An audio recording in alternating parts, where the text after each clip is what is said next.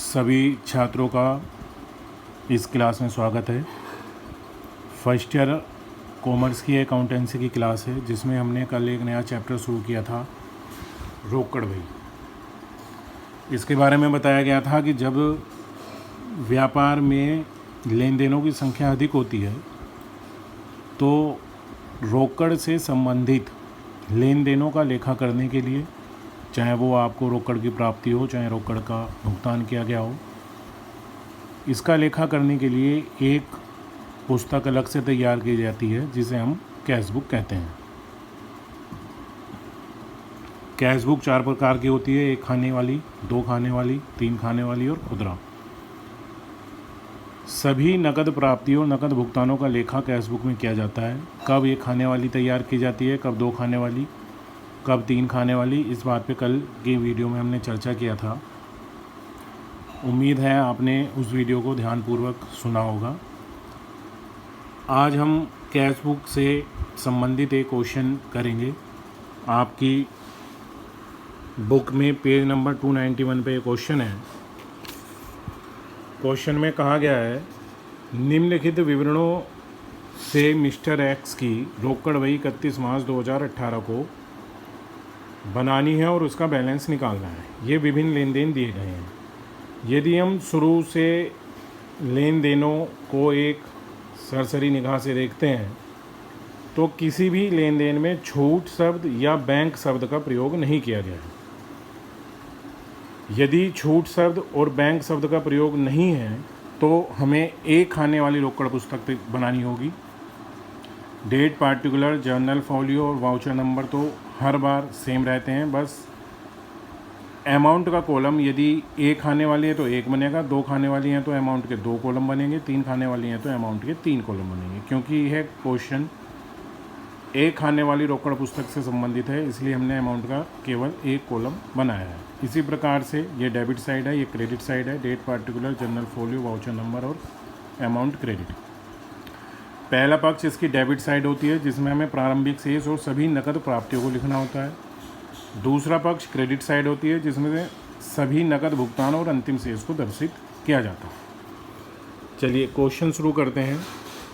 सबसे पहले इन्होंने कहा है 1 मार्च हाथ में रोकड़ 150। ये हाथ में रोकड़ का मतलब है ये पैसा इनके पास था 1 मार्च को। इसे हम ओपनिंग बैलेंस मानेंगे। ओपनिंग बैलेंस डेबिट साइड में आता है। 1 मार्च 2018 बैलेंस है ये। डेबिट साइड में जितने खाते लिखे जाते हैं उनसे पहले टू शब्द का प्रयोग होता है।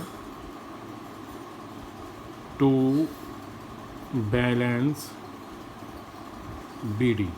बीडी का मतलब है ब्रोड डाउन, यानी जो बैलेंस हमें पता था उसे हमने लिखा है। दूसरा लेखा है 2 मार्च ग्राहकों से मिला, यानी पैसा मिला, नकद मिला। कितने रुपए? 530। मिलने का मतलब है ये प्राप्ति है, नकद प्राप्ति। और नकद प्राप्ति किस साइड में आएगी? डेबिट साइड में, इसी साइड में आएगी। डेट है इसकी 2 मार्च। To debtors. डेटर्स यानी जो जिन लोगों को हमने उधार माल बेचा था, जो हमारे ग्राहक हैं, उनसे मिला है हमें। टू डेटर्स भी लिख सकते हैं, कस्टमर भी लिख सकते हैं। और इसकी अमाउंट है 530 रुपये। तीसरा लेखा है 3 तारीख को नकद माल खरीदा। जब नकद माल खरीदा जाएगा तो हम पैसे का भुगतान करेंगे, पैसा हमारे पास से जाएगा। और सभी नकद भुगतान क्रेडिट साइड में आते हैं। हम क्रेडिट साइड में इसकी पोस्टिंग करेंगे। 3 तारीख है, 3 मार्च 2018। खरीदने को यहाँ पे जितने खाते आते हैं उनसे पहले बाई लिखा जाएगा। खरीदने को परचेज कहते हैं, बाई परचेजेज अकाउंट। अमाउंट है इसकी 320 रुपये। अगला लेन देन है 4 तारीख को श्री ए से मिला। पैसा मिला है हमें और देने वाले कौन है? ए। जब भी प्राप्ति होगी डेबिट साइड में लिखना है। 4 तारीख को टू, अब नाम पता है तो उसका नाम लिखेंगे, 2A। और ये पैसे मिले हैं हमें 480 रुपये। 480 रुपये हैं ये। अगला लेन देन है 10 तारीख को मजदूरी दी, यानी मजदूरी का हमने भुगतान किया है। भुगतान जब होगा तो क्रेडिट साइड में लिखा जाएगा। 10 तारीख बाई जो भुगतान हुआ किस नाम से हुआ है, वेजेस अकाउंट, और ये है 34 रुपये। अगला लेन देन है नकद माल बेचा। 20 तारीख को माल बेचा है, नकद बेचा है, तो जब हम माल बेचेंगे हमें पैसा प्राप्त होगा। प्राप्ति हम डेबिट साइड में लिखते हैं। 2 बेचने को कहा जाता है सेल्स अकाउंट, इसकी अमाउंट है 600। अगला लेन देन है 25 तारीख को नकद माल खरीदा। माल खरीदा है, जब माल खरीदेंगे तो पैसा का भुगतान होगा 25 मार्च को। बाई खरीदने को परचेजेस कहा जाएगा, परचेजेस अकाउंट, और इसकी अमाउंट है 440 रुपये। अगला लेन देन है 28 तारीख को किराया दिया, यानी किसी चीज़ का किराया हमें देना था, उसका हमने पेमेंट किया है। पेमेंट यानी भुगतान सारे क्रेडिट साइड में आएंगे। 28 मार्च 18 को बाई किराया को कहा जाएगा रेंट अकाउंट, ये है 45 रुपीज़। अगला लेन देन है पुराने अखबारों को बेचा।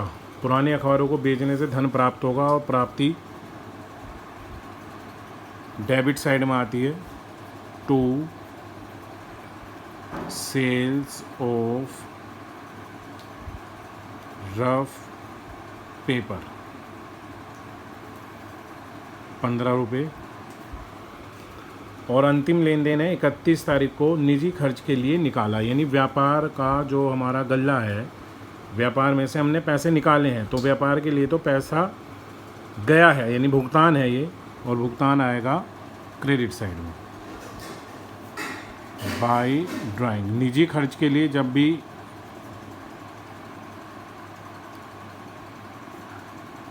व्यापार के स्वामी द्वारा धन निकाला जाता है उसे कहते हैं ड्राइंग।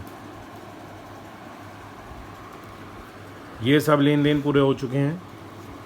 ये इसकी डेबिट साइड है, ये इसकी क्रेडिट साइड है। रफ में हम डेबिट का और क्रेडिट का योग करेंगे, जो योग ज़्यादा होगा, जैसे ये आएगा 00005, 5 + 3 8, 8 + 8 16, और 1 17, 1 2, 5 + 2 7, 7 + 4 11, + 6 17।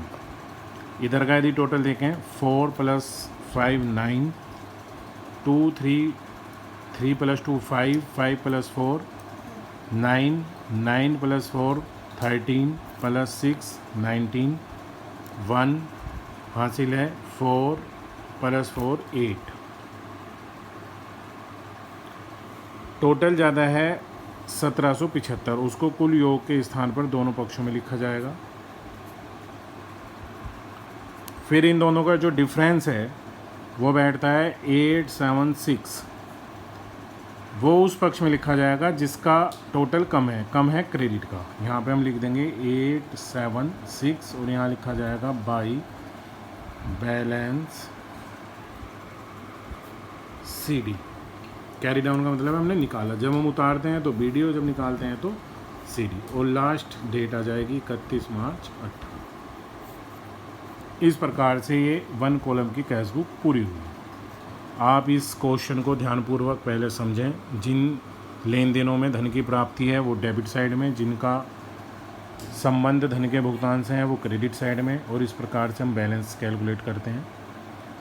इसको क्वेश्चन को आप करके देखें, यदि आपको कोई प्रॉब्लम आती है तो आप उसे पूछ सकते हैं। अगले क्लास में एक नए क्वेश्चन पे चर्चा करेंगे। Thank you student.